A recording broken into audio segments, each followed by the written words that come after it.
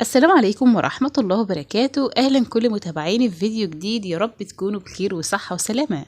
مبدئيا كده لو انتوا أول مرة تشوفوا قناتي اضغطوا لايك واشتراك وتفعيل زر الجرس عشان يوصل لكم كل جديد.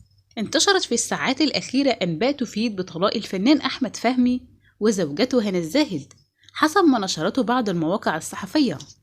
وأوضحت بعض المواقع أن الطلاق لم يحدث رسميا بين هنا الزاهد وأحمد فهمي، مع وجود بعض المشاكل والخلافات أدت لحالة من الانفصال خلال الأيام الماضية.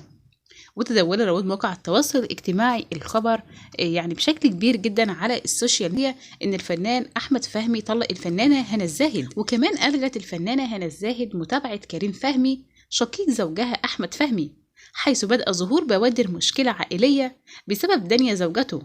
كما ألغت هنا الزاهد متابعة دنيا زوجته زوجة كريم فهمي وحظرتها من حسابها لتؤكد وجود خلافات بينهما. الفنانة هنا الزاهد طبعا تشارك في مسلسل إقامة جبرية المقرر عرضه خلال الأيام القادمة. وهو ده يكون خبر النهاردة، يا رب تكونوا استفدتوا. مستنية رأيكم وتعليقاتكم واسيبكم في رعاية الله.